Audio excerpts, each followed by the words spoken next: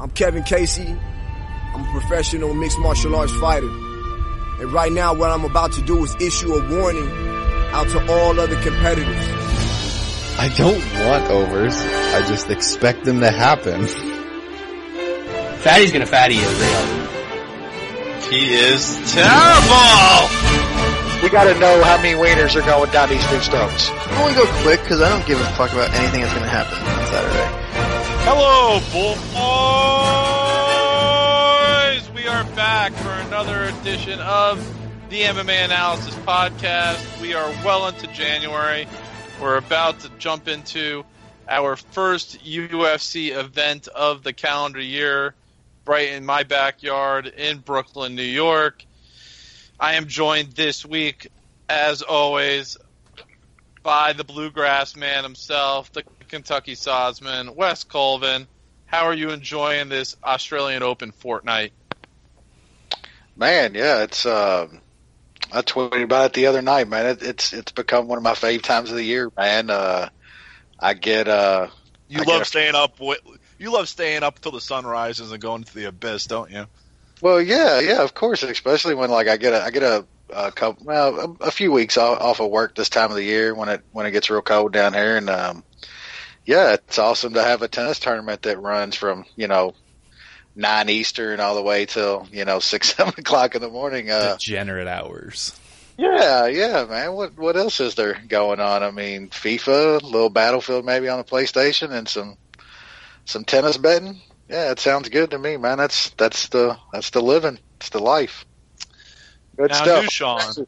Our American boys, man, they've been dragging some hog across the. Yeah, Tiafoe looked good. We got Fritz got a nice win over Gail Monfils. We'll see if somebody can emerge.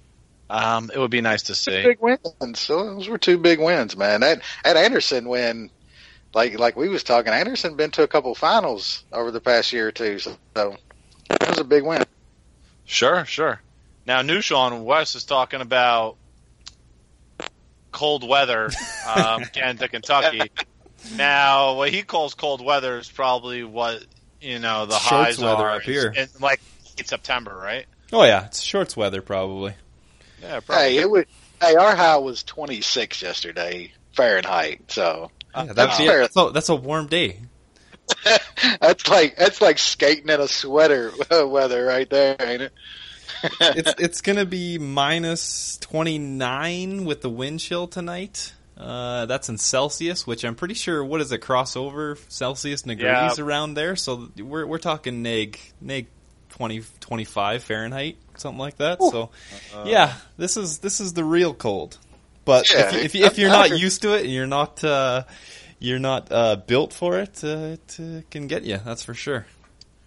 Is this where I ask, for my bi-weekly or so Edmonton Oilers report, or do I not want to know at this point? Oh, it's a fucking disaster, man. Oh, you don't want to know. It's the just shitty management all over again. It's a nightmare, man. It's frustrating because they're just pissing away golden years of the best player in the NHL because they don't know what the fuck they're doing. And it's frustrating. It's like watching a train wreck. You can't look away, but you know what's going to come. It's staying time, Jay. Yes, it is. So we are joined this week also. I know, we got a guest. I know, it's a rarity. We got a guest. The winner of Toutmaster 2018, half Chubb. We'll say because he's on our show this week, he's the full Chubb. The Chubb. Welcome to the show. Thank you. How are you? So we understand you, like Nushawn, understand cold weather. That's True. A good thing, right? So you got that in common. So tell us a little about yourself, when you first started watching MMA, how you got into it, like who's your favorite fighter, whatever. Had you heard about Toutmaster? Yeah, that too. Okay. Started watching MMA. What was the first fight? UFC 100, I'd say. Nice. Okay. Through preview shows and whatnot. Started betting on it shortly thereafter, like just trying to figure things out. I was probably one of the worst bettors. Like every main event I got wrong, and you just figure things out from there. Yep. Favorite fighter, anyone who wins, I guess. You know what I mean? That you have money on? Yeah, like dog, and I have money on them. Like, they're cool. I'm cool with that. Yeah. Trying to think what else. Have you? How did you hear about? Toutmaster. Well, I don't have a Twitter. Like, I don't have social media, but I check Twitter for news and updates, stats, and all that stuff. So I try and research contests. Like, I heard of the Super Contest in Vegas for football. Right. So I find something like that for MMA. And I just found that this was something that was being talked about. So I said, okay, anyone who really feels like they're good at something, you want to prove yourself, right? So I just emailed you guys and went from there, and happened to win it. So happy about that. And last year was your first year entering? Yeah, I came in 10th place. So I was just trying to figure it out. Like I realized I tried to take too many dogs just to try and like get the points versus things that I thought would necessarily win. So it was almost like a crash course of just almost like a rookie year. Yep. Kind of. And then this year I just realized, like, take a dog if you think it's going to win, and then don't force something just for points. You kind of get stuck on that sometimes. Like, that's why it's a really interesting contest for anyone that hasn't played it, because it's a mental fuck basically in terms of some points and seeing standings change and whatnot. So, but yeah, I figured it out the second time, and happy to win. Yeah, but it is nice to win like some of those, those feelers. I remember one. I think it was the Warley Alves Brian Barberina fight a few years ago, and I was like, Barberina probably doesn't win this fight every time, but probably enough that he should win. You get when you get that like plus 400 underdog and you hit that, and you see maybe like only a quarter of the pool picked that fighter. It's a nice. That's hit, a big swing. Yeah, it's a big swing. Like kind of like the Cejudo Demetrius Johnson fight was one of those, or in the past few months, or Shogun versus Pedro. What's his name? Tyson Pedro. Yeah, those were kind of in that same price range. So it's you're right. It is tough to determine like which ones you should go after and which ones you should say no to, and just play the favorite. So it definitely adds a wrinkle to the contest instead of just compared to other pick'em contests where you're just picking every fight with no basis. You're just picking as opposed to just picking winners, because I feel like in those kind of contests, which we run one on Oddsbreaker as well for our writing staff over at MMA Oddsbreaker, and if you just play every favorite every time, I mean, chances are you're going to be right in the hunt at the end of the contest. So last couple of years you are, because they're hitting at like 70% or something like that. Yeah. Teams have been in the past couple of years. Sounds like people are figuring it out, right? Toutmaster this year was a hell of a field, man.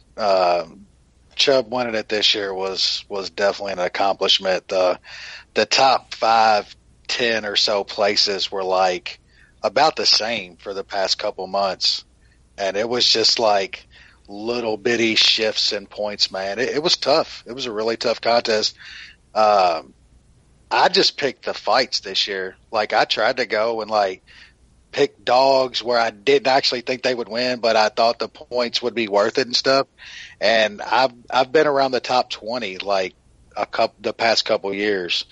This year I just picked fights too. I just picked what I thought was going to win, and that seemed to work out a little better for me personally.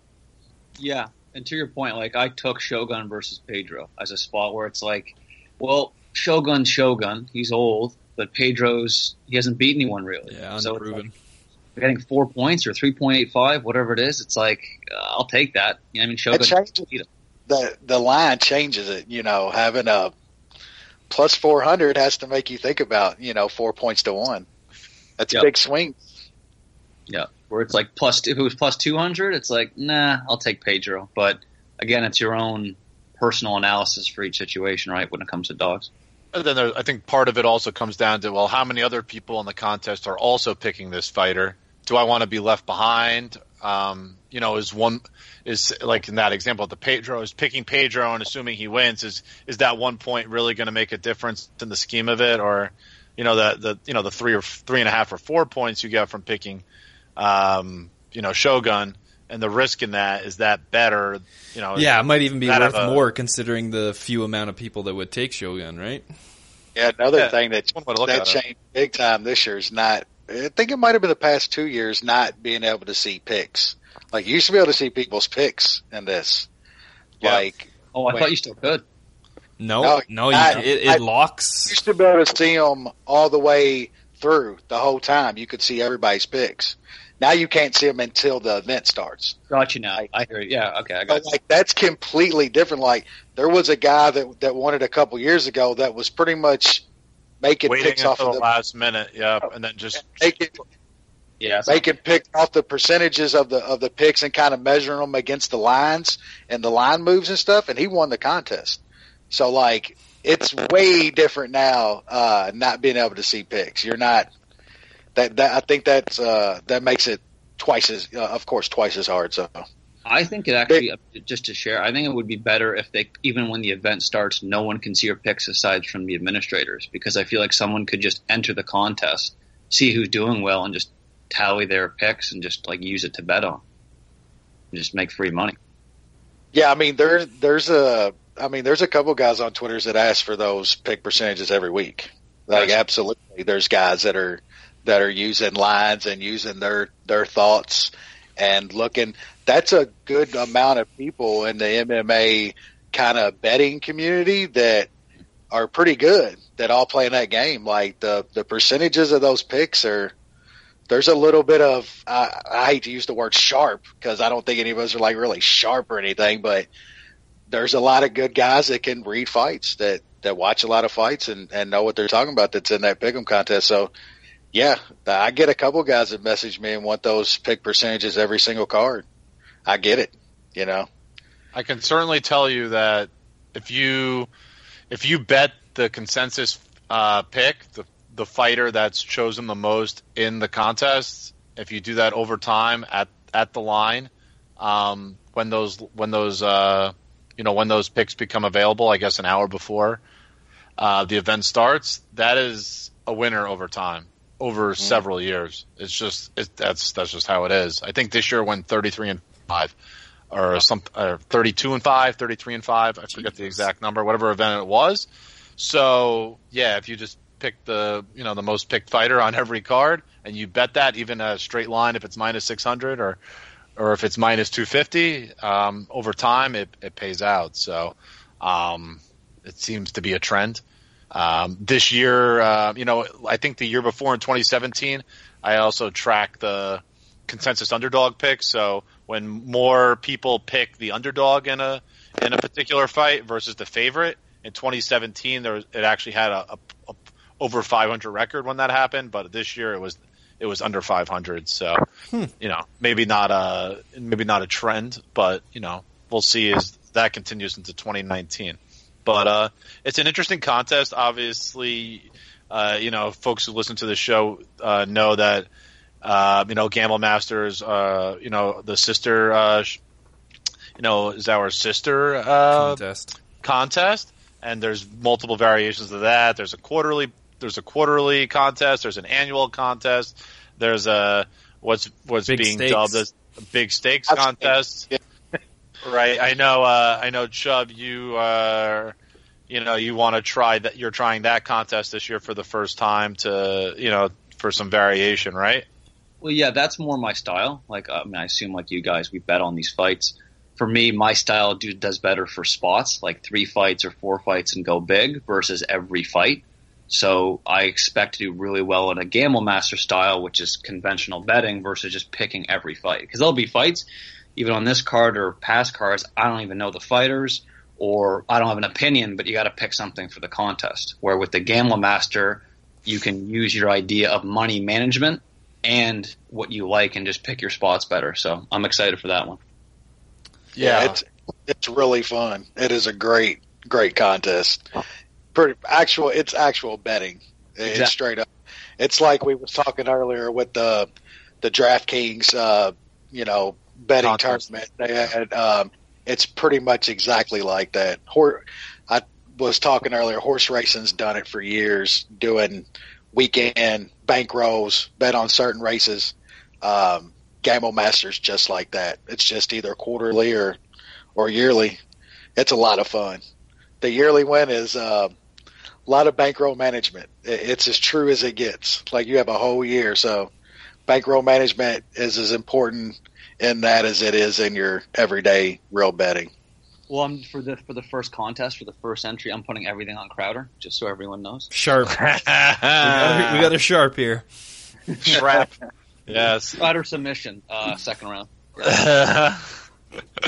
So let's move on. So there's been some interesting fight announcements in the past, earlier this week. But one fight in particular certainly sounds very exciting. What was originally talked about, it looks like MMA Junkie got it wrong. It was originally supposed to be in Nashville, but which we really thought made a lot more sense. There's an ESPN, the second ESPN card is the following week, and it needs a main event, and I think this fight is deserving. Edson Barboza, training out of New Jersey. Not anymore. But he had been for a long time, right? He wasn't putting him in no Nashville. He doesn't. Yeah, he's not a Music City kid, right? Taking on the guy. I think every single fight he's ever been on has basically been a main event or a pay-per-view fight. Justin Gaethje. Wes, I'll start with you. How exciting is this fight? We need you to break it down, but in terms of fights that you're most looking forward to on the calendar that are booked so far, how high does this one rank for you?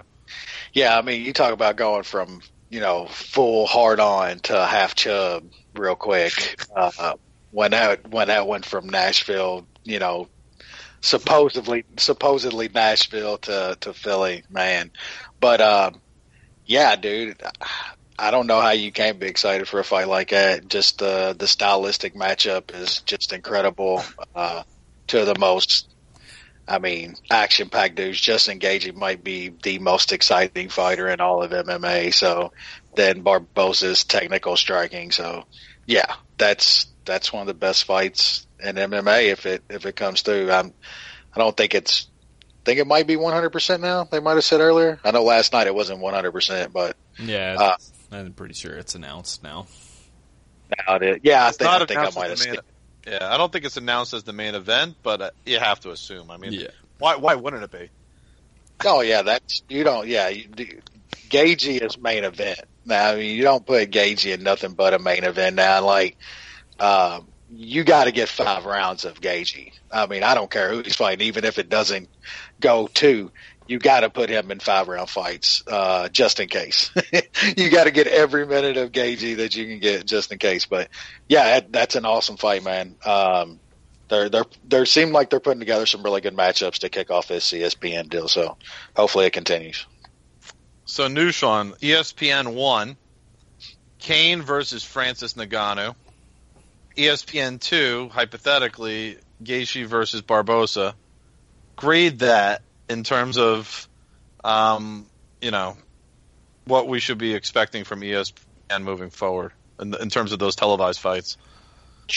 Well, the first fight I still don't believe is happening until they touch gloves in the center of the ring, because we know what to expect from Kane from the past 5-10 years. So not going to worry too much about that one. Gaethje Barboza is just unreal. 2 guys that give no fucks who they fight.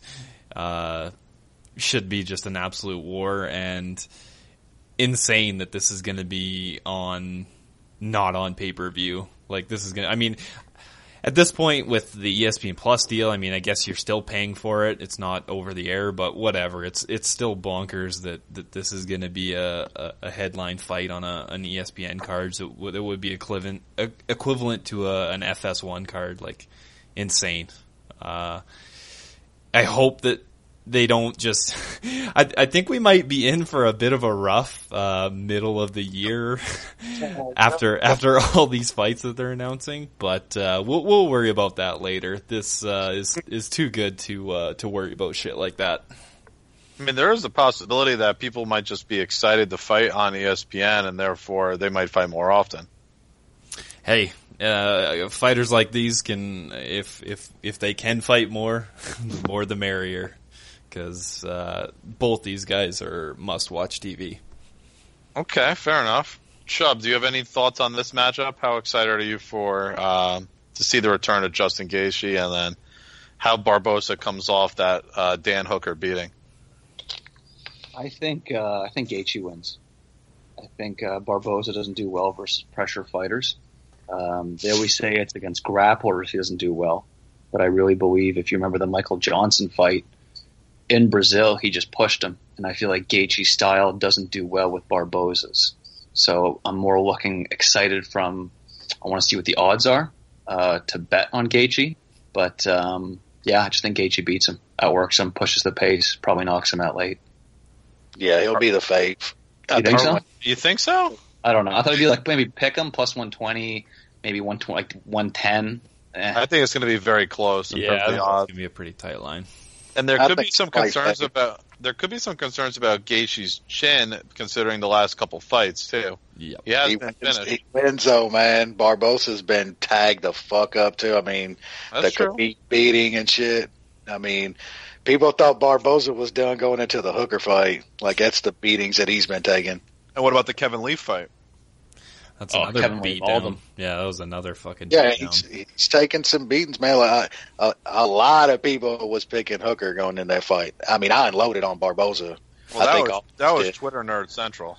Yeah, of course, but that was their narrative that he had, and it was true. I mean, he had taken some fucking hellacious beatings going there. Barboza's got a lot of miles on him, man. Not saying Gaethje don't, but we've seen Gaethje is. I mean, Bush brain just rattles around and he keeps going. I don't understand it. That guy's insane. I've also seen Barboza finished by Jamie Varner. So, I mean, like, what year is that, man? Come on. I know. Oh, it's a while ago. Hooker lost to Jason Knight, right? So you can keep, playing that game of this happened, that happened, right? So. Yeah, my cousin is terrible at fighting. There ain't no doubt about that. He's cut now. Is he not cut? Or no, was it Hick Diaz got cut? Oh, that's I can't believe he same guy. Yeah, okay. I can't believe he was Pickham versus Lamas. Yeah. That was crazy. Good point. All right, so I'll say something about the Ngannou fight, though, if you don't mind. Sure. I don't understand the odds at all. I don't understand how people are. I mean, I don't know about you guys, but I think Ngannou just didn't show up versus Stipe. I think he was scared when he fought Lewis, but I think he's a freak talent, and I think he got his confidence back versus Blades. And Kane's been off for a long time, had tons of injuries, and it feels like just feels like people think Kane beats him, but I don't think Kane's old. I think Ngannou. I can't believe it's plus 170. I think if Ngannou was champ, he'd be a slight favorite, and I think he could have been, and I still think he might.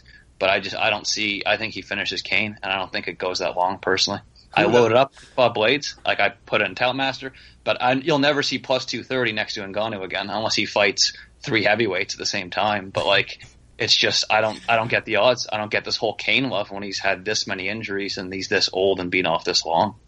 Who would have thunk it? The Chub loves the hog. I mean, there's nothing wrong with that. And, Mandingo? Yeah, we're homies. Yeah, you can say that. I agree with you, by the way.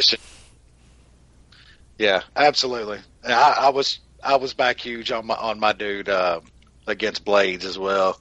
You're biased though.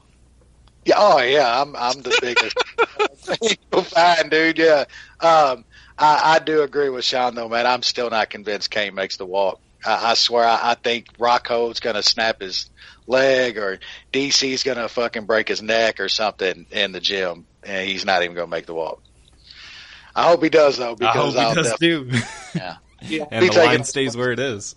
Yep, I think it'll get better. I think it'll get up. Yeah, I think it'll creep up to 2-1. People love Kane, man. I get it. I think Kane's the greatest heavyweight of all time if he's healthy, but I don't think he's ever going to be fully healthy again. So, but he's so old. Like, he's not getting better. People will think, he's rested. It's like anyone who's had a surgery before, neck surgery, back surgery, whatever, back surgery, like all the shoulder surgery. He's had all these surgeries. It's just, and he's fighting Ngannou. I don't get it. I get another chance to get Ngannou at plus 180, 170. Sign me up. You're absolutely right. I think the only person that he probably fights in the future that it's going to be a closer line is Stipe again, and that's it. You're never going to see Stipe though. I think Stipe's done, and I think Ngannou got his confidence back. But shit. I think Stipe's done. I think Stipe's going to fall off now. If you want my opinion, I'd bet Ngannou every time against Stipe. The heavyweight division is just so shallow. Stipe's still right there, but yeah, I agree. I'd bet Ngannou every single time against Stipe. I'd do it tomorrow. I don't know, Crowder. I think Crowder's the prospect no one knows about. I think Crowder's going to rise. I think he's going to. I'll take Shock Crowder the world. plus 1,200 versus anyone. I'll take it. The value's there. Oh, it's crazy. Greg Hardy's probably top 5 in the heavyweight division right now. Well, about 5, but we'll get to that later. I'm telling you, that dude's probably right there right now. He's still got to prove it. Don't get me wrong, but me personally. Look at the heavyweight division. Look at that man. I have a number in my head. Again, we'll talk about it as we get through this card. So we have a 13-fight card to get through. I have a feeling we're not going to have much to say about this first fight. But the rest of the fights, I mean, this is a pretty darn good card on paper. If I had to grade it 1 to 10, it's probably like a 7-1. I mean, it's a pretty solid card, top to bottom. There's some meat to it all around. So first fight. I don't know if Wes will have an opinion on this, but, I mean, I feel he might. This dude, Kyle Stewart, Dana White Contender Series winner, taking on a dude by the name of Chance. And he's got a second chance to get a win in the UFC. Chance Rencontre. I think I got that right. Wes, I'm going to ask you first. Do you have an opinion on this fight? Yeah, I don't know much about this guy that he's fighting. This is like a short notice fight, I believe. So I have seen this guy Stewart fight in LFA and stuff, but I haven't gone back and watched anything, so I can't really give any kind of. I'm not betting this fight whatsoever, but I got to look at him a little bit more before I even decide on a pick in Toutmaster. But that's a total pass for me. I have no idea about this fight. Nushan, I assume you're at that stage as well. Yeah, not touching that fight. This guy's nickname's the Black Eagle. Any ideas what a... I don't think that's a thing. I also see a nickname here on, if I'm looking at Tapology correctly, called shit. Guns Up. Kyle Guns Up Stewart. That sounds bad. Just a bunch of white guys that can't get real nicknames, so then they're just going with a bunch of bullshit. Yeah, that sounds about right. Nickname generator website. They just keep hitting random, and it's like, fuck it. Enough time on this nickname website. Generator. Chubb, you got anything on this? nothing. It's fair, totally fair. I'll tell you this, guys. If you remember, one of the early Contender Series fights, Jason Jackson out of the Black Zillions, pretty highly touted prospect. And many thought he was going to get signed up to the UFC after he ran through this guy, Kyle Stewart. And then he had that weird ankle injury mid-fight where his ankle went the other way. And then he couldn't fight anymore. And this guy was the beneficiary of that. Obviously, he didn't get called up to the UFC right after that. That'd be odd. But he's won 3 or 4 fights since then. One of those in LFA. So he's the favorite in this bout. He's a couple inches longer. Fights out of Tempe, Arizona. I'm usually pretty good with those kind of fighters. I think those guys usually, I feel like a lot of elevation training, pretty good endurance, usually put in solid 3-round performances. I don't think too highly of Chance myself. So I do favor Kyle Stewart here, but it's certainly not a fight you want to have your money on. Next bout up, definitely more known quantities. You got steady veteran Bilal Muhammad taking on Jeff Neal. Wes, I'll start with you. Yeah, I mean, this is one of those fights, man, that I might be completely wrong about, but I think the line's a little bit off here, man. I like Muhammad in this fight, man. I know Neal he's really tough, man. He's one of those young guys that I talk about, up and comers, man. That's really good, man. Don't have the miles on the tires, but I just think if this stays striking, man, I really like Muhammad's fucking striking game, man. He's really tight, and if they start to get to bombing on each other, which I think is probably going to happen at times in this fight, if Muhammad can weather the other storm, man, from Neal, I think he's got a really good shot to win this fight. So I'm thinking about taking a shot here on Muhammad. I haven't yet. Thinking that Neal will probably get used in some parlays come closer to fight day. So I'm going to hold off and hopefully get a little bit better number. But I'm probably going to take a shot with Muhammad here, and he'll definitely be a pick for me in Toutmaster. All right, Nushan. I don't really have anything on this fight. I think the way to play it, if you want to play it, is Muhammad by decision. If you like Muhammad, that's like plus 335, I think. Muhammad only has one finish in his UFC career, and that was against Augusto Montano in his second UFC fight. He's pretty much a decision machine. He definitely has some skills, especially striking, but doesn't have much for big power. Jeff Neal definitely has some power, and he is a very aggressive striker. I think if you like him, you take him inside the distance or TKO. That's in the plus 160 range.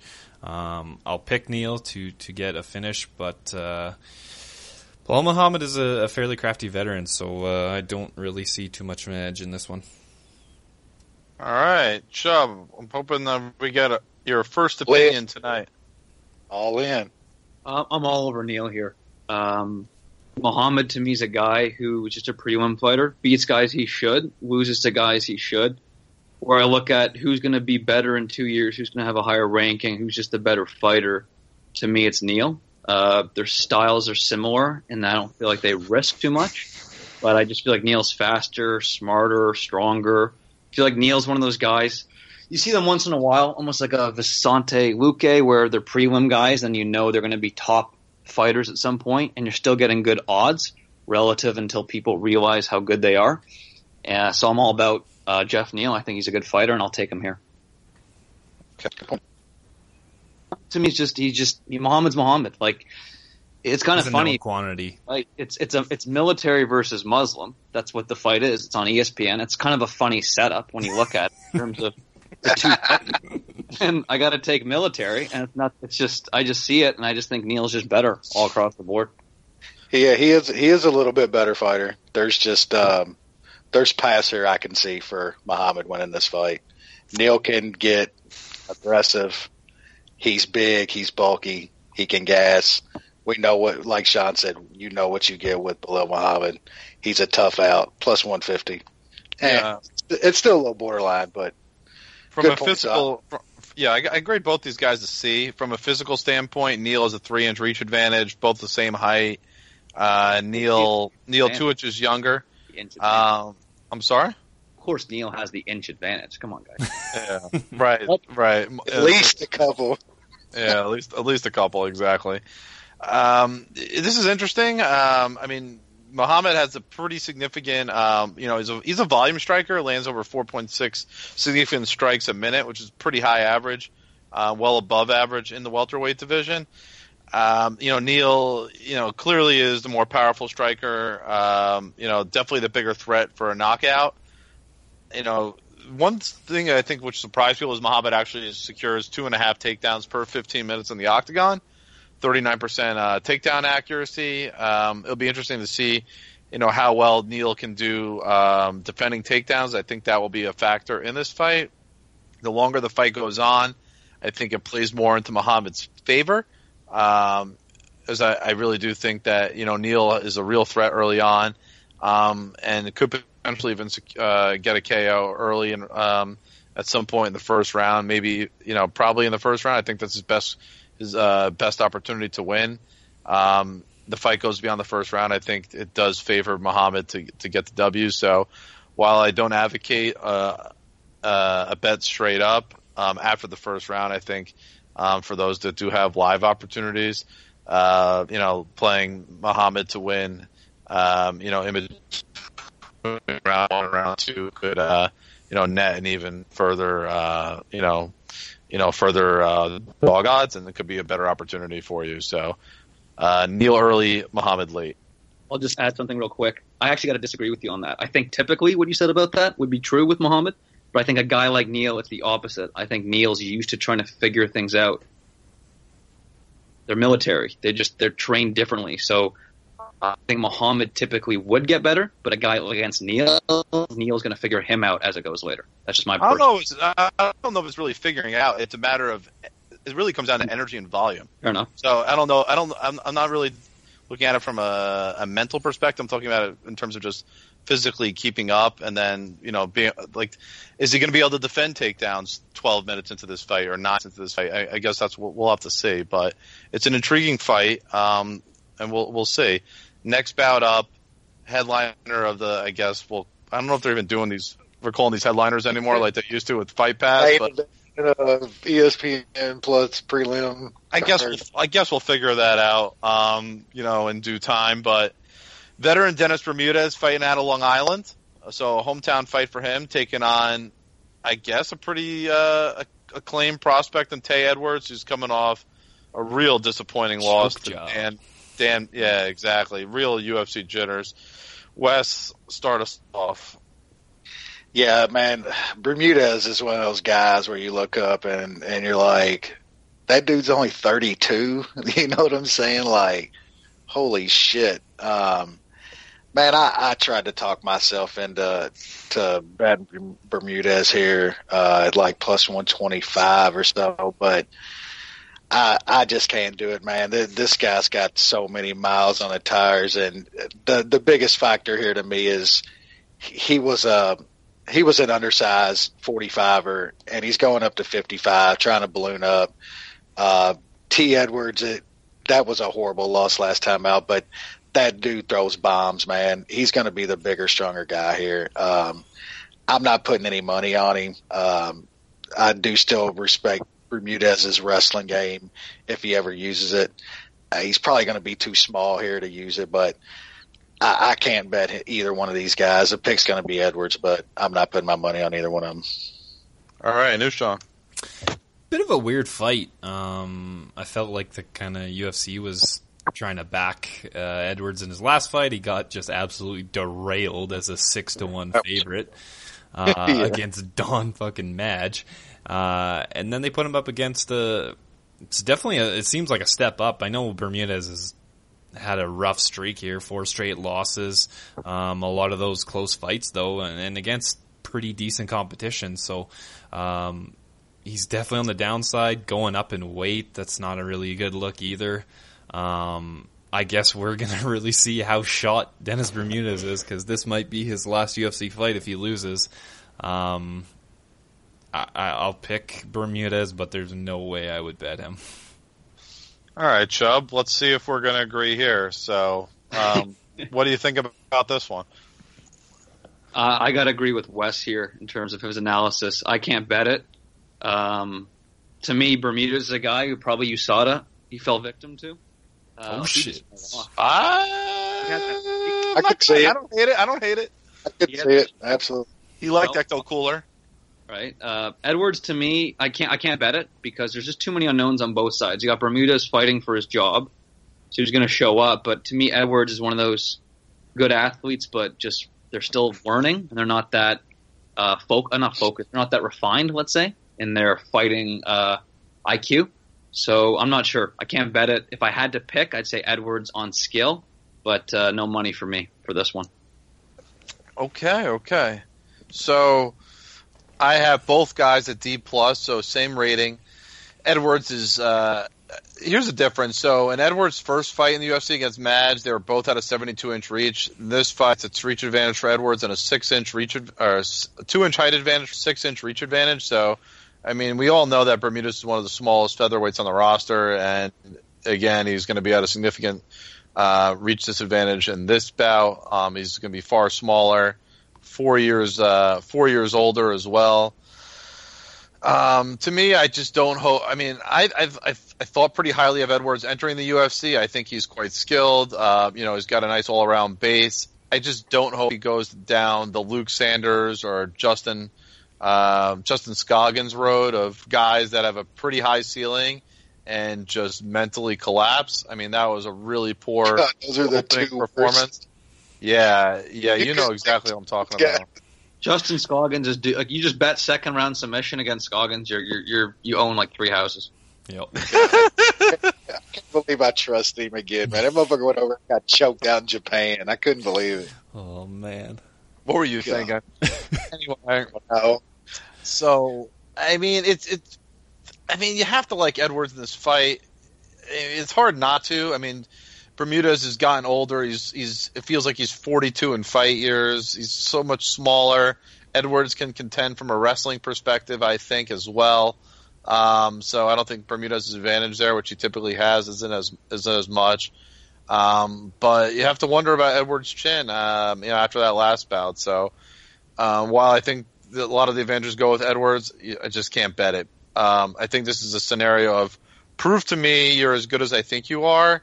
I'll take the mental loss of not betting you in this situation, and then once I can trust you again, I'll be ready to make money off of you. So that's the way I'm angling this bout.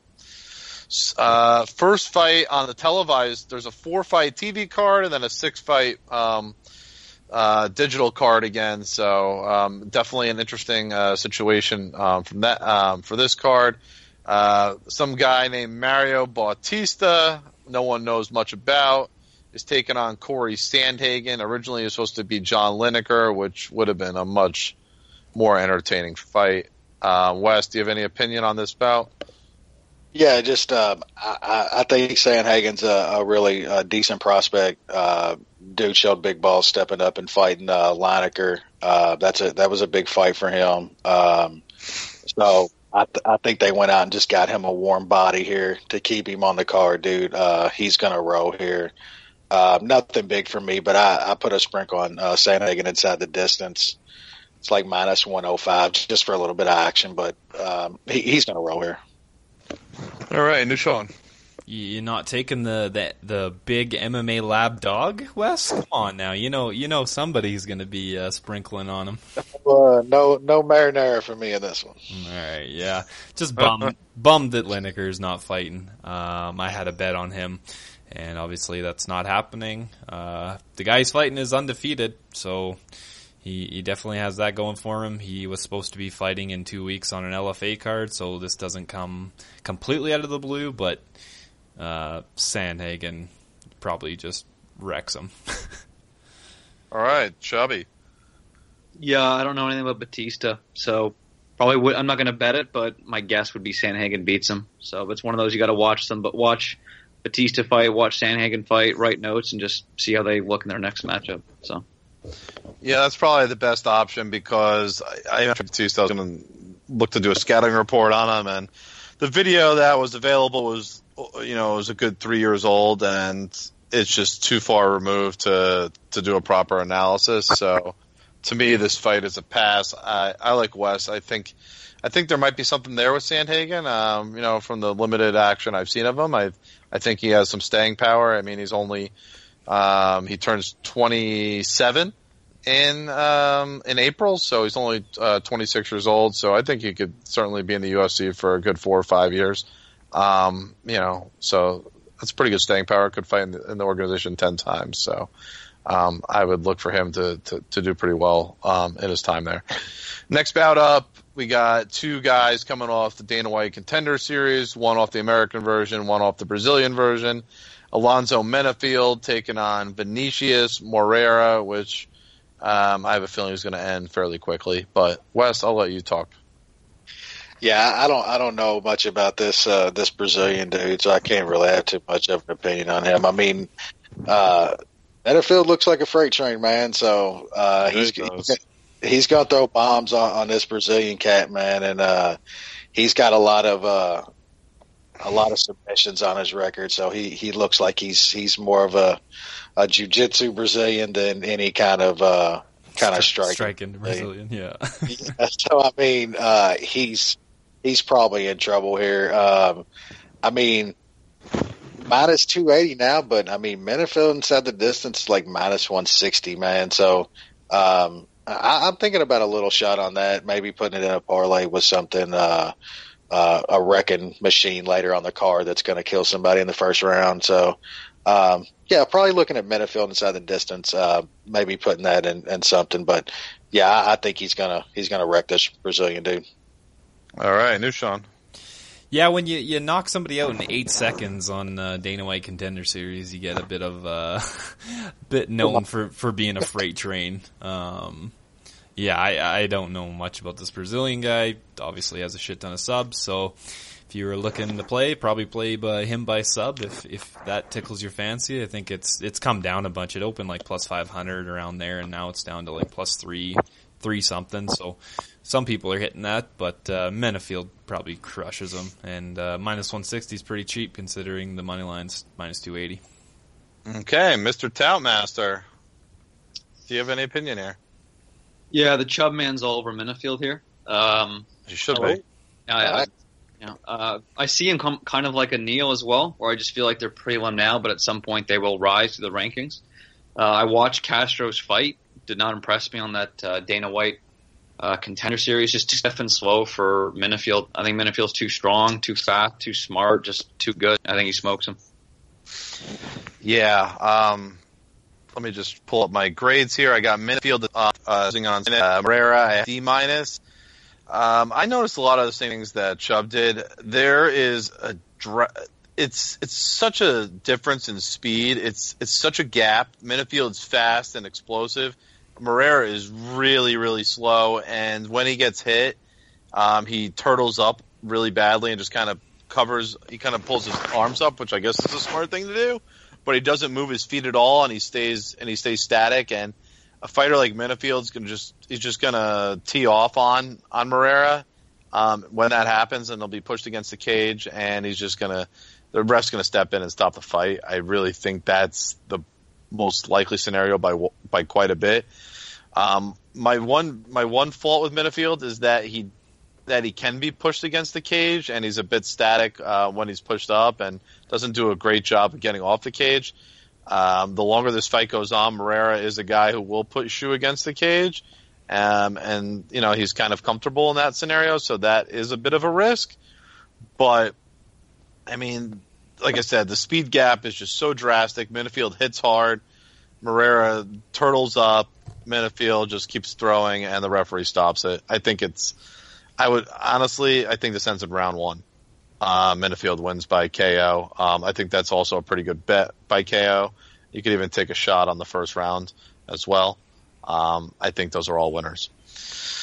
Next fight up on the card, we got the debut, and a pretty, there's a pretty good amount of hype around old Brazilian girl here, Ariane Lipski, taking on, I think this is a West favorite, Good old Scottish girl, Joanne Calderwood. Wes, do I want to go there on this? On this? I am. Or no? I'm pro-choice, but I don't pay.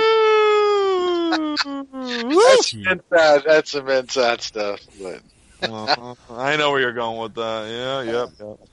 Yeah. This Brazilian girl, man. I mean, she's got the look that Dana White and the UFC like. That's for sure. I haven't watched much of her, so I don't know. Minus 220 coming into a debut fight. I don't know. I don't trust Carter Wood at all, though. I can't have no money on her. I'm going to look at this Brazilian chick a little more. No bet for me on this fight, but want to figure out if I'm going to pick her and Toutmaster or not. But I mean, she's got the look, man. If she dusts Calderwood here, which I mean, it's happened. She could find herself moved up further up on these ESPN cards really quick. We know the UFC fan base fairly well, so yeah. Okay. Nushan. The women's overs is back. It might not be for long, but it's back. I know some people are pumped up on Lipski, and she has a decent amount of finishes, but the chicks she was fighting are terrible. I'm not saying Calderwood's anything amazing, but she can take some shit. Calderwood has been subbed a couple times, which is kind of scary because Lipski does have some subs. But if you give me 115 or 125 pound women's over and it's the minus 200 range, I'm taking it on principle. Not minus 500. Yeah, not minus 400, minus 500. I'll take Lipski to win a decision. It is a bit high for a debut, and I think that's just because of kind of how the UFC is pushing her and stuff like that. But I think she'll get it done with her striking. All right, Chubb. Any thoughts here? Yeah. To me, anytime I can bet against Calderwood, sign me up. There it is. I think she's one of the more overrated fighters. Not even just in terms of. Why do you think that is, though? I think it's the look. I don't know. The look and the voice. Is it because she's from the Isles? The voice doesn't intimidate anyone. I guess it's more the look. But to me, if you look back at her odds history, it's hilarious. Like Calvillo was minus 200. She was a pick'em versus Andrade. I just don't see that much skill set with her. There's always some sort of like disconnect with her. So anytime I can bet against her, I'll take Lipski. If Lipski loses, I'll just double up on the next one Calderwood fights. To me, she's not a good fighter, so keep betting against her until she's out. Nice. What's the procedure, Jay? Yo. That was the downfall. I got Calderwood a C+. I got Lipski a B-. This is one of the highest I think her debut cup grades. size is bigger. I think her cup size is bigger than a B. I disagree. I hope so. This This is one of the best debut grades I've given in months. Her stand-up striking is really good. Her footwork is excellent. She almost has a shoot box kind of a style in terms of her striking. It's a good combination where it throws. She throws with power, like puts effort into her punches, can land with variety. I just think there's a well-rounded skill set here, and she's a finisher in a division that doesn't have a lot of finishers. Calderwood, while she's had some, she's been better, than maybe I think mentally she's been kind of unstable throughout her career, but I feel like it's improved a bit in her last couple fights. But she's the type of fighter that gets hurt, she gets cut open. It's kind of a mess. I like Lipski here. I think she finishes actually. I know Nushan loves his over, but Lipski over plus 200 to finish. I think that's pretty good. Take the chance. I mean, she's got a bunch of finishes so far, and she's not afraid to finish an opponent, especially someone as fragile as Calderwood. I think the over. I just think the over's questionable with Calderwood. I could see her get finished. Always, exactly, totally. I think that the idea of the chick overs that used to just be easy money are starting to fade away a little bit. Like I know the Megan Anderson, what's her name fight? Holly Holm. No, Zingano. Where they're weird unders, but I feel like that guaranteed over isn't the same as it used to be with the girls. So I'll just say that. Didn't they, Sean? Didn't they hit it like almost 80% or something last year? They're just so juiced. Yeah, that's the problem. They're still hitting at a high percentage. It's just now they're a lot more odds, juiced. though. What's that? Yeah, it's the odds. Yeah, the odds are insane now. It's minus 400, minus 450 and shit like that. So I understand. Calderwood's a sketchy chick to have an over on, but I'll take my chances. I don't get many options to hit the over 2.5s anymore, so I'm going to do it now. Say fuck it. Well, one of us will eat our cake in the next episode of this podcast. Correct. I just hope it. I like cake, so I don't mind eating it, but we'll see what happens. TV main event, and this is a good one, so I guess it's really no surprise that Cowboy Donald Cerrone is going to be the main event of the first televised ESPN card. He's taken on definitely a riser in this lightweight division, Alex Hernandez, or I guess Alexander. I think he goes by, but I guess we can call him Alex Hernandez. Wes, is this going to be a vintage Cerrone performance, or is new blood going to new blood? Yeah, man. Sadly, I don't think this ends well for my dude here. I've hit Cowboy 2 nice lines on him against Perry and Medeiros over the past year, so it's been pretty sweet in attendance for the Mike Perry win. So that was even nicer. But I think Hernandez it might be the real man. He's just a bad matchup for Cowboy at this point, man. Cowboy's cutting down to 55 here. He's still going to be undersized here to Hernandez. That dude's just massive for the weight class. So I think this is we know Cowboy now, man. You can tell the matchups to where Cowboy is there to win, and you can tell the matchups to where Cowboy is there to get that nice check and put the young guy over. This is one of those spots to where Cowboy's there to get the check and put the young guy over. Book it. All right. We got some conviction there. Nushan, rather. Are you on the West train too? Yeah, same sort of thoughts. I don't really know what's motivating Cerrone in this fight. I think they gave him some extra money to fight as the headliner for the ESPN portion of the card, and he's fighting a guy that outside of us nobody really knows. And this kid is pretty damn good, and like Wes said, he is big. Cerrone cutting down to 155. Last time he was down there was how many years ago? 2016. Like that's a decent time at 170. Years. Like that's, and I know he's saying he's already down to 165, but that doesn't mean that last 10 pounds is going to be fucking easy to come off. 5 years old.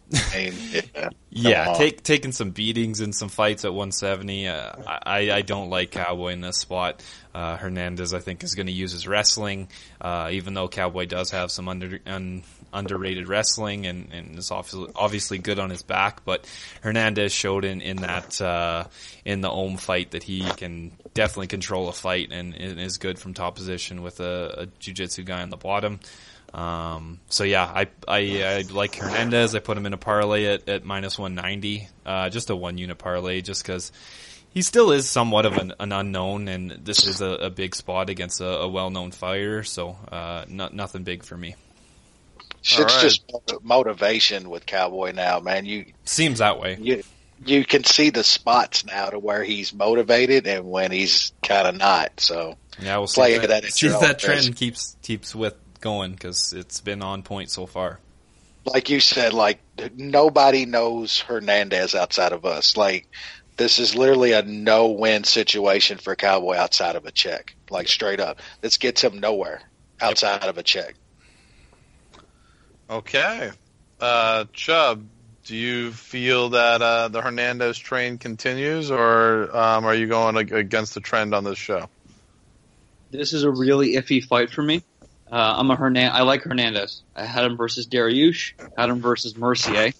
I think he's really good. However, it's iffy because style-wise, it's one of those fights where Hernandez is better, but I could see him get caught. I think the odds are for Hernandez to be a plus 100 versus Mercier. It would be minus 190 versus Cerrone. I feel like you missed your spot on him right now at this level of competition in terms of a bet. It's a pass for me. I like Hernandez moving forward. He beat Cerrone, cool. I like him in his next fight likely. It's just when Cerrone beat Perry, he talked about having a kid changed him. Anyone who's had a kid knows that it does change you. So, and I think Cerrone, to I think Wes's point about money, he still has a shot at like a McGregor fight or any of those big fights if he can do some things at 55. So to me, it's a sit back, watch what happens, and I can't bet it. I like Hernandez overall, but it's just it's a weird feeling about this one, so I got to pass in terms of bet. Cerrone by sub is plus 550 if you're feeling frisky that he might catch him when he's on his back or something. Well, Hernandez is a bull. Like, he likes to maul guys, and I'm not saying he does. His style. He's putting himself in danger, right? You gotta go with that gut sometimes. Well, I'm going to pass because I agree that Cerrone's kind of on his downside, but I'm actually curious to see what happens in this fight. If I had to pick, Hernandez, but I'm not going to put money on it. So I got both these guys at B-. This is an intriguing fight. Like these guys, I do actually favor Hernandez overall. I like his work rate, and I think his variety. We learned a lot in the Ohm fight that he can, in addition to having knockout power and being aggressive on the feet, he can play the 15-minute take you down, grind you out to a decision type of thing. I think it'll be really tough to sub in this card from Cerrone, but on the feet, I mean, it's definitely intriguing. Cerrone, in terms of technical striking, is definitely better than Hernandez, but it's a little bit tricky because the line has drifted. I liked Hernandez at the lower price, but now over 2-1, this is definitely drifting into a territory that I really don't want to be a part of. So I'll take Hernandez to win, but the price definitely doesn't warrant a bet for me. All right, now they go back to the digital card. There are 6 fights to go. Pretty good main card overall. Starts off with longtime contender now, Glover Teixeira at light heavyweight, taking on, surging light heavyweight Carl Roberson. Wes, we'll start with you.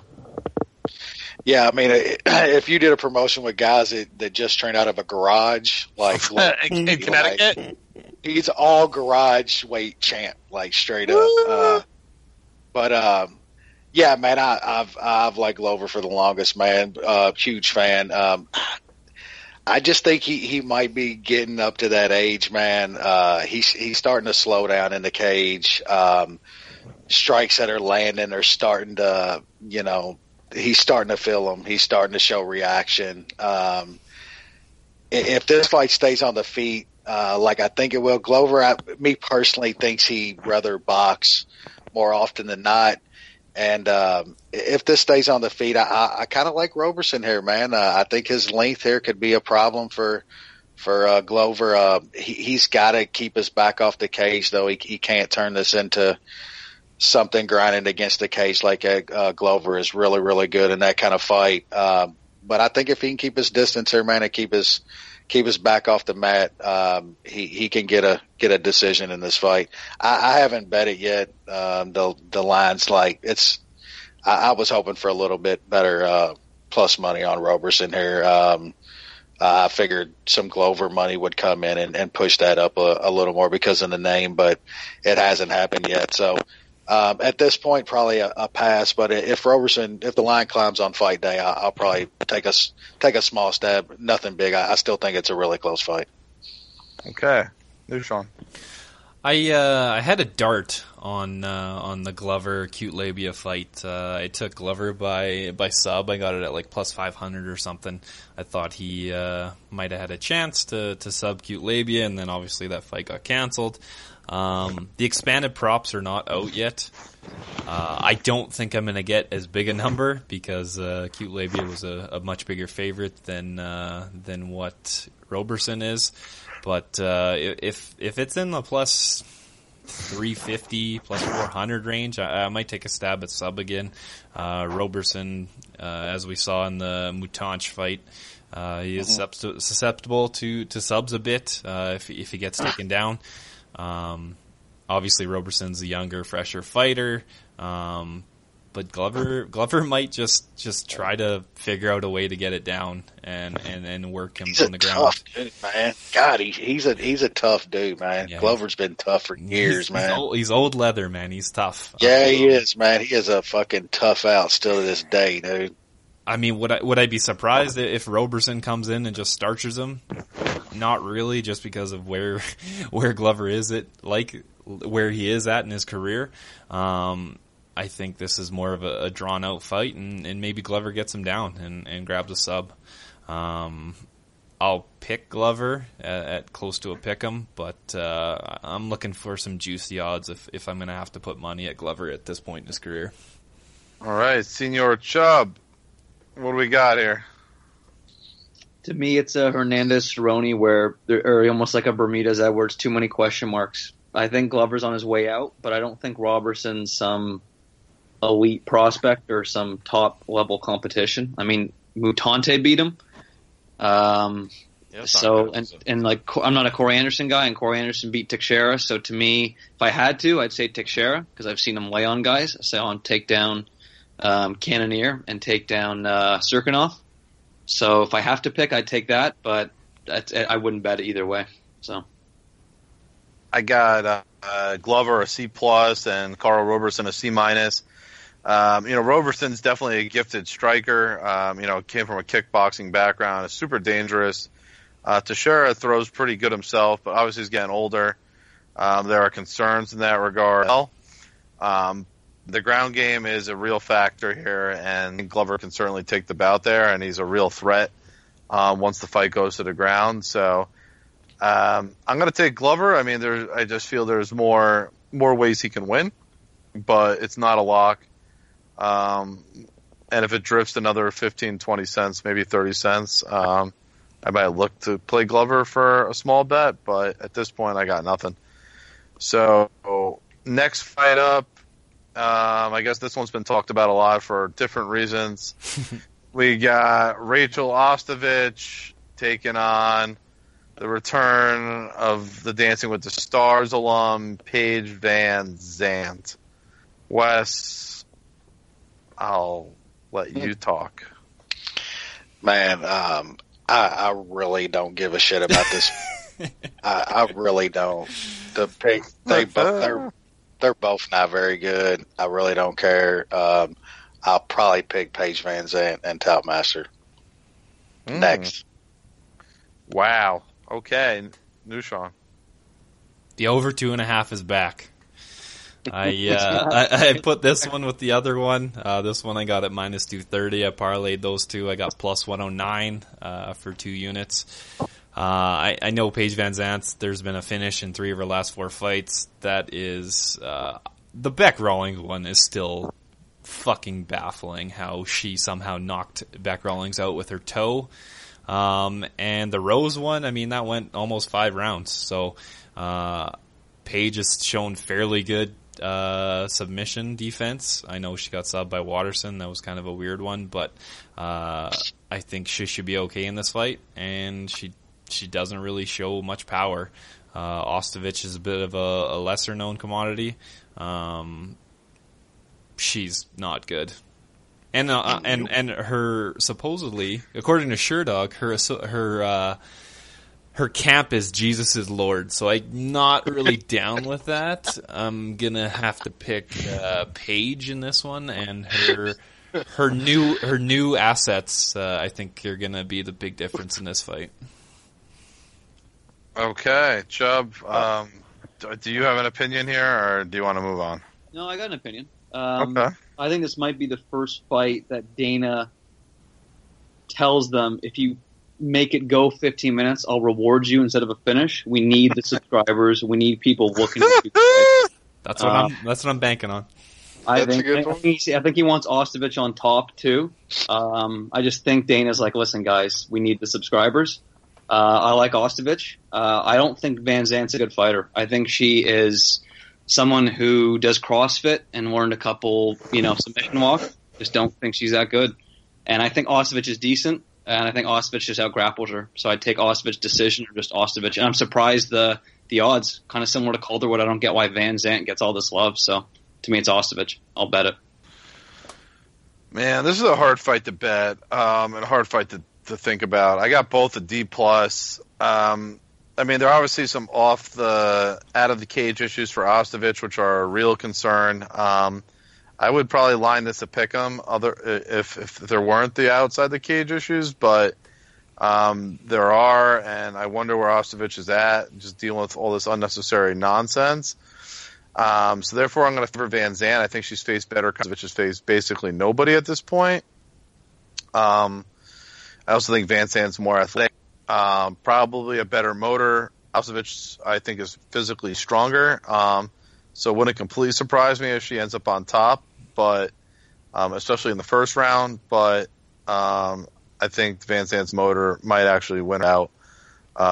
Again, no confidence or very little confidence in this bout because, I don't really rate either highly. But I'll take Van Zandt being a better athlete, a little bit better motor. I'll just add something real quick. Yeah, okay. I think Ostovich has a lot of motivation to win, where Van Zandt, it's more. I think she's made her money. I think Ostovich sees, especially with her situation, about it, all these issues. I think winning would put it past her. Or losing this fight, everyone would keep multiplying that idea that, it did affect you and all this other BS. So I think from a motivation perspective, Ostovich wants the win a lot more than Van Zandt. I know motivation doesn't win you fights, but in a close fight, I think it's going to matter in this one. We shall see. We shall see. 4 fights left, and luckily a much better fight, in this fight coming up.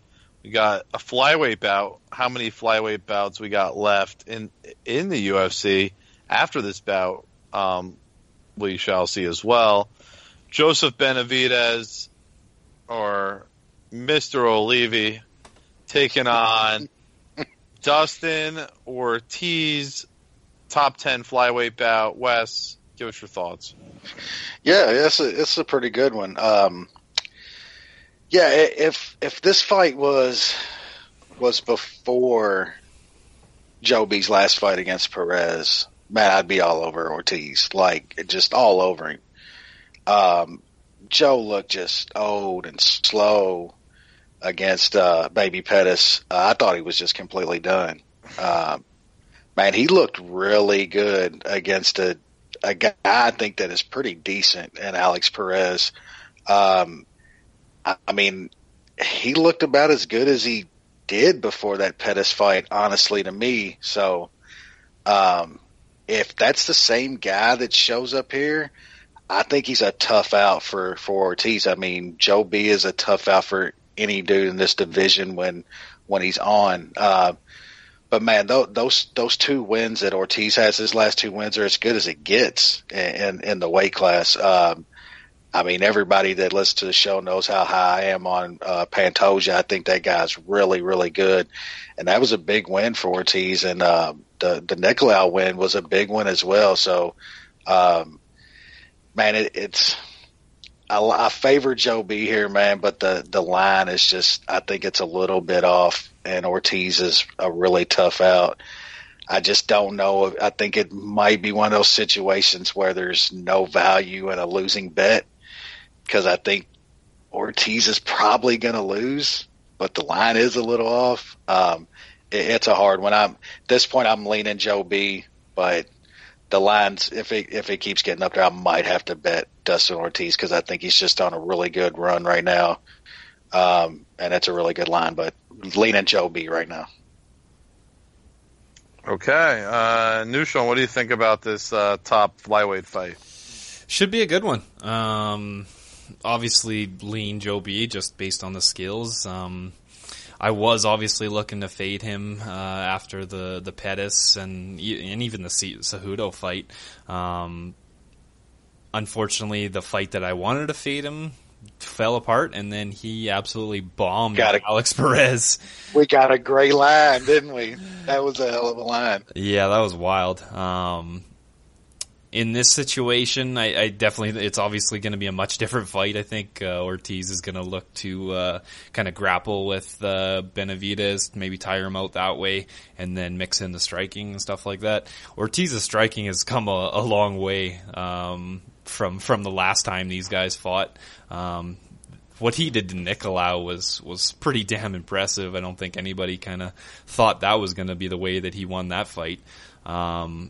It is going to be a tough matchup. I am still kind of fading the Benavidez fall off. I still don't know what's going to happen in this flyweight division. I know Benavidez just signed a 4-fight contract, but what does that actually mean? I got a pretty good number on Ortiz. It's just a 1-unit play. I got him at plus 255. I think this is going to be a somewhat close decision, and hopefully Ortiz can just squeak out maybe a 29-28. Okay. Flyweight bout. Oh, Chubb. Chubb. Chubby. What do we got? Chubb man likes Ortiz. I'm a huge Ortiz guy. I think I've been betting on him pretty much in almost every fight. I'm not a Benavidez guy, and I know they fought before. I was on Ortiz then and lost. I just think Ortiz is one of those guys who's kind of hitting his stride late, almost like a Matt Brown. That they have those weird late runs in their careers, and I think Benavidez is on his way down. I think he just caught Perez at a good time, but I think Ortiz is rising, Benavidez is dropping. I like Ortiz. I think he outworks him. I think he beats him. That's about it. I have Benavidez a B, Dustin Ortiz a B minus. It's really tough to beat Joseph Benavidez. I mean, I really don't think he lost that fight to Sergio Pettis. I think that was a robbery. Other than that, Benavidez is pretty much. But then again, you could say he lost the Cejudo fight. So yeah. So let's be realistic. The guys that Joseph Benavidez has lost to in the UFC, if you look at it from that perspective, he's really only lost to Demetrius Johnson and Henry Cejudo and Dominic Cruz, and those are his 4 losses his entire career. It's a little MMA mathish for you, but it's the best. And Dustin Ortiz is a good fighter. He's a pretty rugged fighter and kind of a pain in the ass to deal with, but he's not those guys. And we saw that before. These guys fought, and Joseph won a decision. The fight stayed standing, and Benavidez outstruck him. I think that happens again here. Despite the age, I think Benavidez does enough. I think it's a pretty clear victory for him, all things considered. 3 fights left to talk about. We got surging lightweight Grigor Gillespie taking on Yancy Medeiros, who's dropping down from welterweight. Wes, this should be pretty exciting, I think. Right? Yeah. It's going to be exciting for as long as it takes Gregor to get a hold of Yancy. so 10 seconds. The size difference here is going to worry you against most people, except this dude. Like, we know what Gregor's going to do. He knows what he's going to do. Yancy knows what he's going to do. It ain't going to matter because this shit's going to go to the mat. And I think Gregor gets another sub here. Yancy's really tough. I think he could hold up to, he's got some decent defense from his back and stuff. I think he can hold up to some ground and pound. Gregor likes those side chokes, man. So I think Gregor rolls here, and I got him on the open. It was, I believe, low -200s, and I put that with one of my Bones parlays from the Bones fight a few weeks ago. But also like a little stab on Gregor sub at I believe I got it at +225. Like I said, he likes that side choke a lot, and I could see him grabbing one here, and that's a pretty decent line for a stab. So yeah, Gregor all day. I think the dude is the truth. Would like to probably see him. One of y'all said it before the show. I think he could get down to 145. There's some decent fights down there for him, so maybe that's something he looks at. He is already, he's broken the 30-year mark. I think he's 31 now, so that gets a little tougher the older he gets. But he's a small 155er, but smart fighter here. He's going to take him down and choke him out. All right, Chubb, I think you're a fan of the Gillespie, right? Yeah, I remember before the show, I think it was Wes was talking about how Gillespie's one of those guys, he knows what he does well, and he does it. It's one of those guys you put -500, -4, you don't feel concerned because they're not going to do something stupid.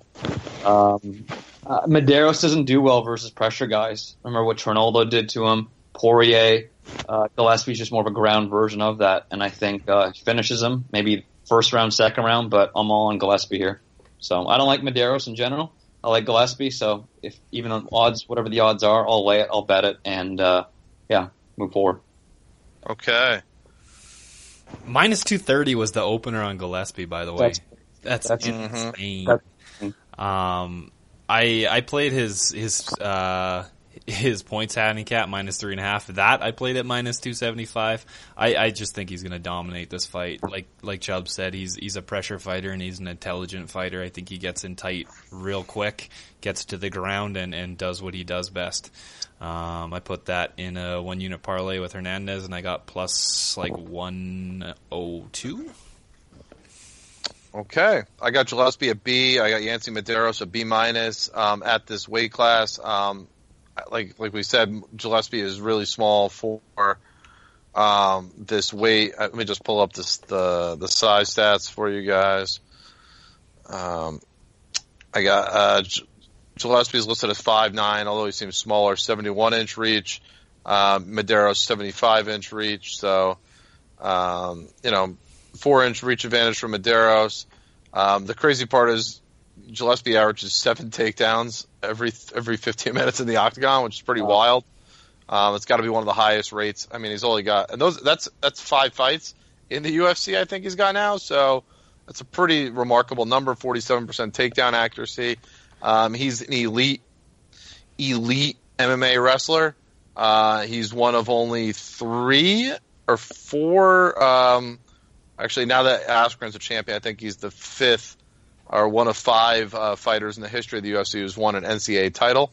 Josh Koscheck was one. Johnny Hendricks, Ben Askren. Maybe it might only be those 4 now that I think about it. It might be 4 only NCAA wrestling champions who've ever fought in the UFC. So a pretty remarkable, pretty remarkable wrestler. He's small for the weight class, though. He can get hit. He does bleed, but he takes fighters down with regularity. And if he's able to do that as he progresses forward in this weight class, he's absolutely good to a lot of guys, even in the 10 of this division, just because he could dominate where the fights take place. Medeiros certainly is dangerous on the feet, but it's hard to see him being able to keep this standing for more than like 15 or 20 seconds. I mean, honestly, his takedown defense, I mean, it's not bad, but I mean, Gillespie is just, he's elite level in terms of securing takedowns. His technique is strong. His power into those takedown attempts are strong, and he's a mauler. So he's a guy that you certainly want to keep betting until proven wrong, and I think that's the case here. Even though the line has elevated to a point where I'm not really that interested in it, but I think he's a pretty sure winner on this card. Co-main event, and one I've been looking forward to talking to. The prospect Alan Crowder taking on some dude. The future. The future. Did you just go Tito on us, Sean? Yeah, taking on the franchise Greg Hardy. Wes, I'll start with you. I know you've been wanting to talk about this as well. Give us your take. Yeah. I mean, I think me and you've been pretty high on Hardy since he started doing this. There's very few guys that are this size that have the athletic ability that a guy that is a legit Pro Bowl NFL linebacker. You just don't see those guys in MMA. There's money out there in far other things in sports for guys that size and that have the athleticism that guys like Greg Hardy does. I think this dude could be as good as he wants to be. I mean, you got to take out all the other shit about Greg Hardy. Me personally, I've watched fighting for, most of my life, boxing to MMA. There's a lot of shit guys in combat sports. There always has been. There always will be. You gotta separate that out, or this just ain't the type of sport for you. Because there's going to be a lot of bad dudes that get in the cage and beat up other dudes for money. It's how it's always going to be. Greg Hardy outside the cage is one of the worst. I mean, he's a scumbag, but I take that out of it. He's a great fighter.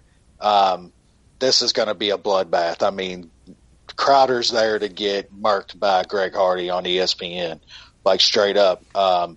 Greg Hardy on ESPN, I think, is going to do some very nice numbers for them. They know it is. You're going to have sports fans across the spectrum that's going to tune in to see Greg Hardy fight in a UFC cage. I mean, he's a known name. One of the bigger stars I think that's ever come into the UFC. I mean, the dude, like, he was a legit football player, legit star, for good reasons and bad. And we was talking earlier, like before the show, like me personally, I think right at this moment, I'd put Greg Hardy right around the top 5 or so of the heavyweight division. I mean, I'm looking at some of these guys like, you don't think Greg Hardy don't knock out Derek Lewis tomorrow? Like, that dude's ranked 2nd in the heavyweight division. Like, Volkov. That's your favorite, Wes. Derek Lewis, Lewis is your favorite. Well, I think you're right on that, Wes. I totally agree with you. Totally. But yeah, I agree. But we can go down like you don't think you can't like just clock Volkov, Old Reem, OJDS, Olenek, Tavura. I mean, Justin Willis. I mean, Struve would beat him. I think Struve's too good. Give me Junior Albini all day. Like, Diaper baby. You can't fuck with that diaper. But I like legitimately. Win 12, whatever his name is. Hardy's the real man, and we're gonna. I think they're gonna move him up like very, very fast. They wanted him to take a couple more fights. I don't think it had anything to do with the out of the cage stuff with Dana White. He really doesn't give a shit, I don't think, about any of that. I mean, he's putting him on the same card as girl, so they don't give two fucks about that. They wanted to make sure he was good enough, because they're going to move him fast. ESPN main event slot. A lot of people's going to watch this fight, and he's going to kill this guy, man. Greg Hardy inside the distance. I mean, first round is minus 300 or something, so he's going to crush this guy. It's going to be fun to watch a televised homicide. It's going to be good. Chubb, I take it you're probably you might believe in Hardy, but not as much as Wes believes in Hardy, right?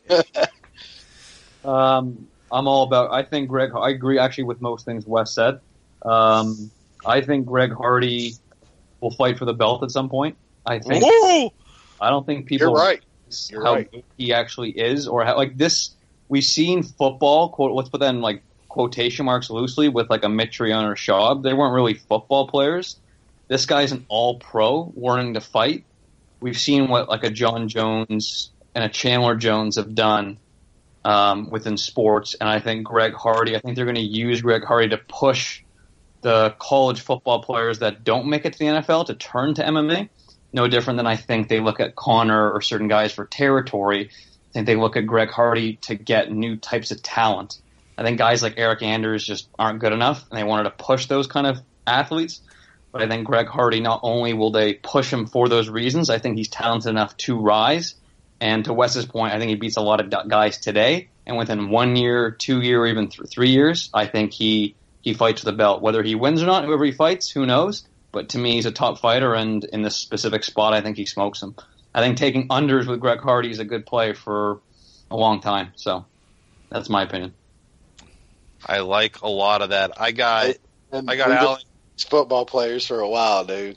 They're going to want to push them, though. They want the new guys. They're going to, like ESPN, they're going to push the idea that these guys that are broke after college that have this athleticism and they can pay them cheap, but pay them more than they got in college. I think they want the new breed, and they're going to use guys like a Greg Hardy to get that new wave. I think they're going to give him star treatment, give him favorable matchups, bring him along slowly, then bump him up at some point to better competition, but just keep showing that. And I think they're going to pay him really well, too, to kind of promote the idea that he'll get paid well, do well, and just get the new talent. And, I think he rises and fights for the belt. That's a good angle. I've never really kind of thought about but that definitely might happen. Hardy's been outside of 1 minute only one time in his 6 fights, the 3 amateur and 3 pro fights. This is going to be a murder. I took doesn't go the distance at minus 475. I had that with Lineker, so that's canceled. So I'm playing minus 475 straight for 2 units. Good stuff. Okay, no, Sean. They was laying some decent lines on Hardy inside the distance and shit when he was on the Contender Series. Yeah. Like, they were like minus 250 or minus 300, something like that, his first couple. Then he went out there and was just like destroying dudes. And not only Greg Hardy has the athleticism, but he also has the mindset of a fighter. I mean, good or bad, this dude, he enjoys fighting, and he's not like just a supreme athlete that is fighting. He is a fighter. Yep. That's a big thing too. Contender Series fight, he got clocked. Like when he was coming in, right before he knocked the guy out, he got like caught flush with a right hand and literally walked right through it and knocked the dude out with the next punch. The dude's for real. He, like you said, he's not just athleticism, football. He's like chin, massive power. You can just watch the way he throws punches and tell that he's light years beyond just the all-pro football player. Like, the dude properly throws punches. His hand placement is right. The dude, like, minute, man. It's scary. I agree with Chubb. Like, within the next year, title fight. I agree with that. They're going to push him quick. All right, so I got Crowder an F, Greg Hardy a C at this point, A+ athleticism. I got A- power. I like what I see. I mean, I'm with you guys. I mean, the guy runs a 4.8 40, 6'5", 265 pounds. He's basically built like Brock Lesnar, but quite a bit faster, and hits a heck of a lot harder. Obviously, there's questions about his wrestling, at least offensively, but I mean, considering the way he played football, I mean, defensive wrestling should be like the least of his problems. I mean, you'd think he'd be able to defend takedowns, against, less athletic fighters. Just looking at tape from him, he is an excellent counter right hand. I mean, both his KOs on the Contender Series were from counter rights, where someone threw at him and he places it really well and he throws it really, with real conviction. He knows how to finish. He's good at that, and there's such an athleticism gap in this fight. I mean, Crowder is he's a veteran. He does have a little bit of ability, but just the gap in terms of power, speed, and overall athleticism is just way too much. I think Hardy wins this rather easily, and they want him to win this fight rather easily. So Greg Hardy wins, and if I had to guess, I think if I had to pick, I would put him against Walt Harris in his next bout. As a next step up. Main event time, title fight for the flyweight bout. Dillashaw moving down, a rare move down to flyweight to challenge Henry Cejudo in what could be the last ever men's flyweight fight in the UFC. Wes, break this one down for us. Yeah, I think this is a really good fight, really intriguing fight. Cejudo's been saying this week that if he wins, though, they're going to keep the division. So, we'll see. We'll see if that happens or not. There's also been talk about like Cejudo's team saying that, if TJ misses weight, which he's probably going to miss weight, it should be for his belt, And man, if you've seen the pictures of Cejudo this past week, like, guy is jacked up now, dude. Like, he's had like problems making this weight in the past. Like, they better make sure that Cejudo is on weight. He makes weight. He's going to lose the belt on the fucking scale. On the scale. Like, he's done it before. Like, I'm telling you, that fucking guy is jacked up. I've never seen him ripped up like the pictures I've seen this week of him. So that's going to be a whole nother thing come Friday. So that should be interesting. Man, as far as the fight, I mean, I'm still not. He didn't beat DJ. I don't. I've watched that fight back a couple times. I'm biased as hell, man. I'm a huge DJ fan. I still don't think he beat DJ. I mean, could he have won 3 rounds? Well, he didn't. Let's be honest. He didn't win the fight. He didn't win that fight, man. I don't care what anybody says. You had money on Cejudo if you really thought he won.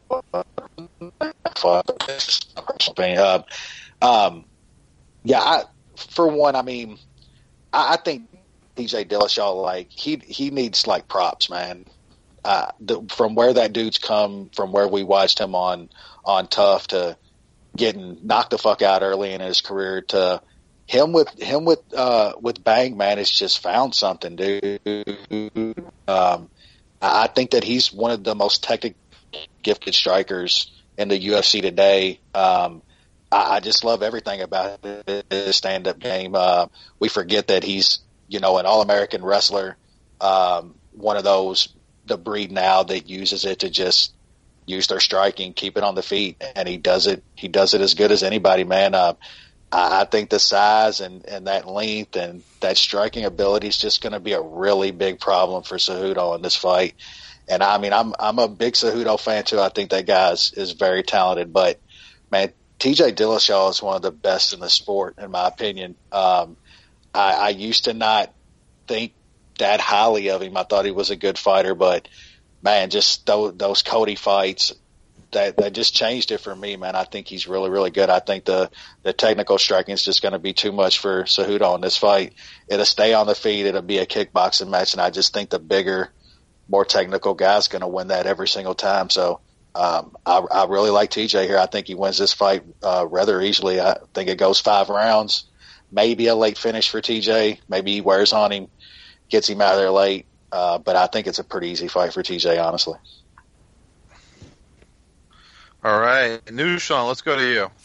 Yeah, I'm struggling to find a way that Cejudo's is gonna win this fight. Like Wes said, Dillashaw is a really good wrestler.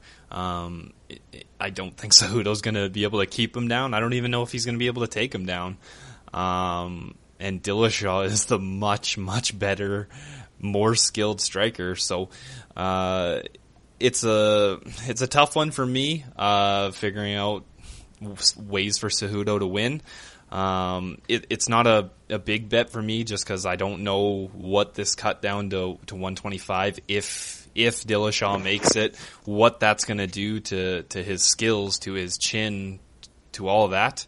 But as a whole, if I look at these two fighters, this is going to be a Dillashaw striking just domination, I think. I think, like Wes, I think he maybe gets a late finish. I laid it minus 195 for 1 unit to win 1 unit on TJ Dillashaw. All right. Chubb, your last breakdown. Thanks for joining the show. What do you got for us here? We're on consensus here. I think TJ's too smart to know that Cejudo really only has a chance to take him down and hold him like he did DJ. I think TJ's pound for pound in terms of skills up there, if not one of the best. And I think he just trains to make sure Cejudo doesn't take him down and just outstrike him. I don't know if he finishes him. I think Cejudo's a tough fighter. So I just think TJ probably decisions him. I like TJ here. Okay. I got Cejudo an A+, and I have Dillashaw an A++.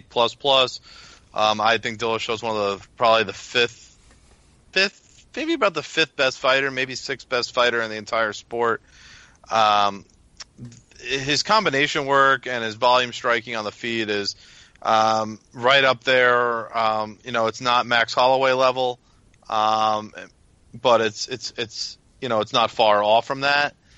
In terms of like the pound for pound, kind of in that regard, Cejudo is going to have to go for takedowns. I mean, he's not a bad striker, Cejudo. I think he's improved, and even looking at the Benavidez fight, I mean, he had some, he looked pretty good in that regard, but he's facing a different level of striker than he's faced before. I mean, Mighty Mouse certainly, is no slouch in that regard, but TJ throws harder, he throws better combinations.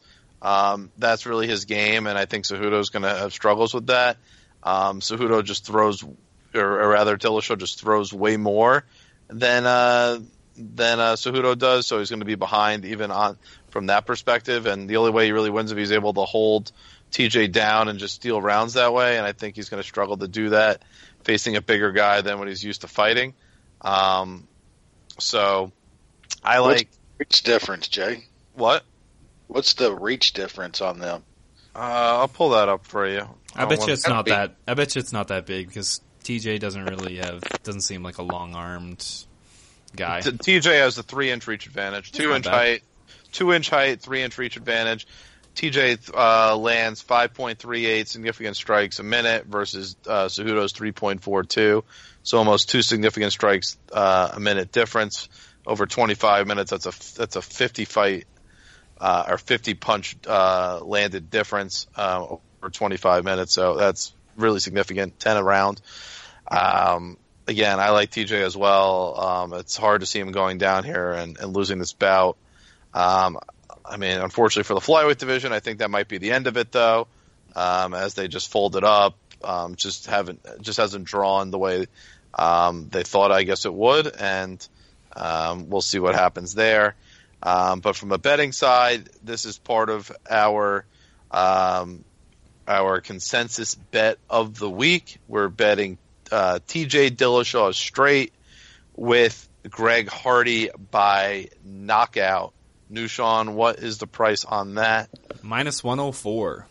Minus 104. So just right around even money for Greg Hardy by TKO. If he's winning the fight, he's winning that way. And then TJ Dillashaw straight. So that our first consensus bet of the year will be that.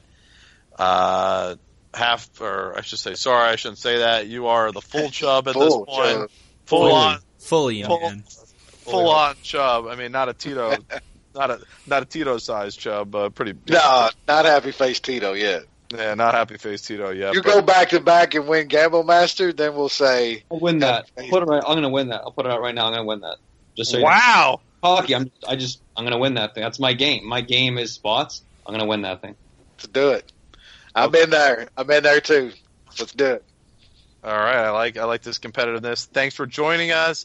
That does it for our show. We'll be back probably not next week, but the week after to break down that second UFC on ESPN card in Brazil, which I'm really looking forward to. The return of Jose Aldo, and then headlined by Rafael Sunsao taking on MMA Analysis, or friend of MMA Analysis podcast, Marlon Moraes. So until then, enjoy this week's card. Enjoy the rest of the fights.